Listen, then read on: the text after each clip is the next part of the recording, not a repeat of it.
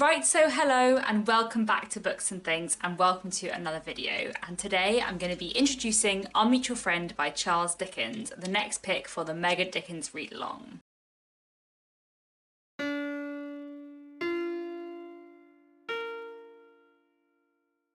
So if you don't know what the Mega Dickens Readalong is, it is a 2-year-long read-along that is almost over, where we have been reading the works of Charles Dickens in chronological order. And Our Mutual Friend is Charles Dickens's last completed novel, so this is the penultimate book for the Mega Dickens Readalong, because we're going to be reading Our Mutual Friend in July and August, and then reading his unfinished final book, The Mystery of Edwin Drood, in September. So the Mega Dickens Readalong is nearly over, which feels mad.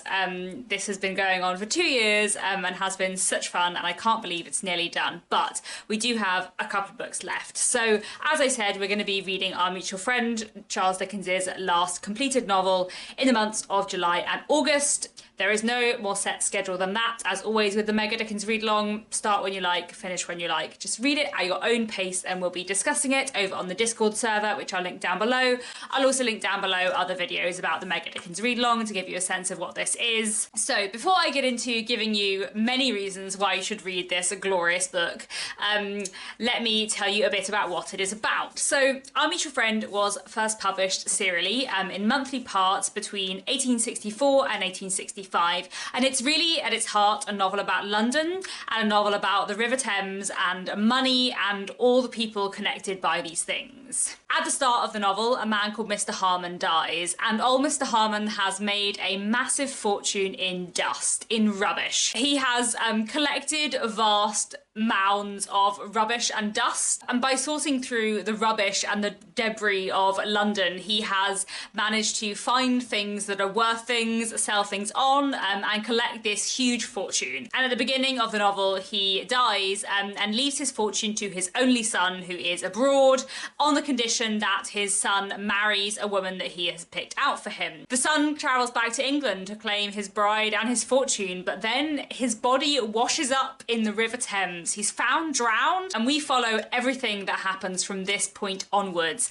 Everyone who is affected by this, the woman he is meant to marry, the couple who end up inheriting the fortune instead, the man who pulled the body out of the river and his family, the solicitor who was managing old Mr. Harmon's will, and one of his friends, and so many more people who are all kind of brought together by these events. It is a twisty, turny novel with a lot of different plot threads and a lot going on, and I love it so much. This is my favourite novel of all time ever. Like, it's not just my favourite Dickens book, it is my favourite book, hands down. I love it hugely. And I think this will be my 8th or 9th time reading Our Mutual Friend. I've read it a lot, I love it a lot. I think the last time I read this was in 2020, so it's been a few years since my last reread, and I'm really looking forward to reading it.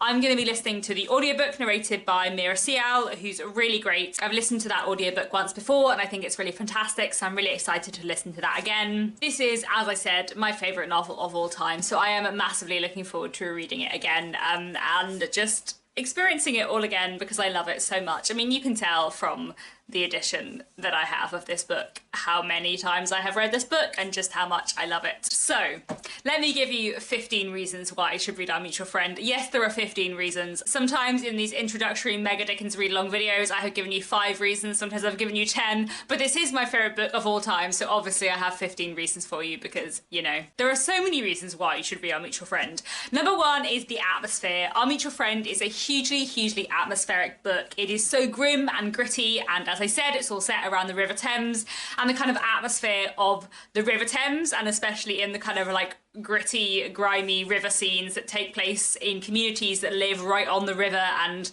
kind of rely on the river. It's just so atmospheric and so well done. And I feel like the shifts in atmosphere and how that relates to class and social structure is fantastic. And I think especially if you've been really enjoying Great Expectations this last month, Great Expectations being another very atmospheric novel, then I think you'll really get on with Our Mutual Friend. The second reason why you should read Our Mutual Friend is for the setting of London. This is really very much a London book, and I love it for that. Obviously, Dickens is very well known for writing about London and for writing books set in London. I think every single one of his novels, except for Hard Times, has a pretty big chunk of it set in London. But for me, I'll Meet Your Friend is the book that is the most about London. Like, it's really about London. It's about the River Thames and all of the different kinds of people that are brought together by the River Thames and by London. There are like a couple of chapters, I think, that don't take place in London, but it really is very focused on London, and I love the way that it explores London. And that's another wonderful thing about this book. When I think of Dickensian London, yes, there are many books that you could think of, but I'll Meet Your Friend is the book I always think of. The third reason why you should read I'll Meet Your Friend is because of the plot, or indeed the plots, because there are lots. I think the plotting in I'll Meet Your Friend is amazing. It's so twisty-turny, there are so many great twists and mysteries, and there are so many different plot lines and like so much to intrigue you. It's one of those Dickens books that has the structure I like best, like Bleak House, like Dombey and Son, like Little Dorrit. We have a lot of different plots, a lot of different characters, and they're all kind of weaving together in the most glorious, amazing way. That is my favourite Dickens structure. That's what I love best in his books, and he does it absolutely fantastically in I'll Meet Your Friend. The plotting is just so good, I think. There's one tiny plot element where I'm like, do I really believe this, Dickens? But I don't even care because it's so good. The fourth reason why you should read I'll Meet Your Friend is because of the way it looks at the theme of money. As I've hopefully already made clear in the description of this book at the beginning, money is really important in this book. This book is about what happens to a massive fortune that has been made in rubbish, like literally in garbage. And I think that is so cool and interesting because so much in this book is about money and the kind of corrupting influences of money, the very like base, degrading nature of money. Like, it's just fantastically explored in I'll Meet Your Friend, and I love it very much. I think if you're someone who has enjoyed Anthony Trollope's novel The Way We Live Now and the way that looks at money, then I feel like I'll Meet Your Friend is a fantastic one to read. The Way We Live Now is another one of my favourite novels, and I find comparing The Way We Live Now with I'll Meet Your Friend are fascinating. Another reason why you should read I'll Meet Your Friend is because of the way that class is examined in this book. I'll Meet Your Friend is very much a book that is all about class and social division, and we're following people kind of right at the top of society, you know, titled people going to their parties and engaging in politics, and then we're also following people right at the bottom, people who literally make their living and earn enough money to eat by dragging dead bodies out of the River Thames. Like, that is literally how Gaffer Hexam makes his living. Obviously, a lot of Dickens books follow people at kind of opposite ends of society, but I feel like I'll Meet Your Friend really, really looks at the very top and the very bottom, and lots of people in between as well. You know, the Wilfer family are kind of fantastic, lower middle class family, and their social positions looked at really interestingly. I just love the way that I'll Meet Your Friend looks at class and wealth, and also the differences between having class and having wealth, because as we see when Mr. and Mrs. Boffin, a working class couple, end up inheriting this big fortune, having lots of money is not the same thing as belonging to the upper classes, and their social position is really fascinating too. And I just feel like everything in this book to do with class is just amazing and fascinating and so wonderful. Another reason why you should read I'll Meet Your Friend is because of the way that it looks at marriage and the marriage market. This is explored fantastically through a lot of different characters. We have Bella Wilfer, who has been literally willed away to a man, left to someone in someone's will, with a promise of a big fortune if she marries this man she's never met, and the way that affects her feelings and the way she feels about that is just fantastically and interestingly drawn. We also have a couple called the Lamleys, who are very much a marriage of convenience that may not be quite as convenient as they thought it was, and the way marriage is explored through them is really interesting. We also have Mr. and Mrs. Podsnap and their young daughter Georgiana Podsnap and how she fits into the marriage market, and there's just so much going on here in terms of the marriage market. And the way marriage is looked at in I'll Meet Your Friend is just fantastic and really interesting. The seventh reason why you should read I'll Meet Your Friend is for the social satire. The social satire, especially of the upper classes in I'll Meet Your Friend, is fantastic and hilarious. hilarious. There's this character called Mr. Podsnap, who is kind of like this typification of upper class Victorian society, and there's a chapter about him called Podsnappery, and there's this idea that the whole of upper class society is just podsnappery, and I feel like the way Dickens criticises the upper classes in Our Mutual Friend through the Podsnaps and the Veneerings and the Lamleys is just amazing, and the upper class chapters are so sharp and biting and funny, and I just love it a lot. The 8th reason why you should read Our Mutual Friend is for the sheer oddity and whimsy of this book. This is a really weird book, and I love that about it, because it's something I love about Dickens, how eccentric his characters are, how eccentric his stories are, how odd many things are in his books. As I said, the whole kind of premise of this book is about this massive fortune that's been made through rubbish, and we also have so many other people with weird jobs in this book. We have a character called Jenny Wren, who is a dolls dressmaker. Her job is making not dolls but dresses for dolls. As I said, we have people who make their living by pulling dead bodies out of the Thames. We also have a man called Mr. Venus, who is an expert in anatomy and has this massive shop full of bones, and we have this weird surreal scene where a character called Mr. Wegg, who had his leg amputated a long time ago, comes to Mr. Venus's shop in order to try and buy back the bones of his leg, because he feels that it would be kind of respectable for him to gather his own bones back into his possession. I feel like Our Mutual Friend just has a really like fantastic balance of like whimsy and gritty, grim darkness, with some really grim stuff, but also like a lot of oddity. And that's something that I really value in Dickens, so that's something you get a lot of in Our Mutual Friend. The 9th reason why you should read Our Mutual Friend is for the love stories. I think I have said before that my favourite love story in all of Dickens is in Little Dorrit, but I do think the love stories in Our Mutual Friend are really well done and really interesting, and have some very strong elements, and are kind of more central to the book than in some of his other books, I guess. So I do think it's really worth reading Our Mutual Friend for them as well. My next 3 reasons why you should read Our Mutual Friend are all to do with characters, but I have separated them down a little bit. But I will just say before I go into those reasons more that if I think of my 3 favourite characters in all of Dickens, they are all from Our Mutual Friend. And I love them all a lot. So, the 10th reason why you should read Our Mutual Friend is because of the antagonists.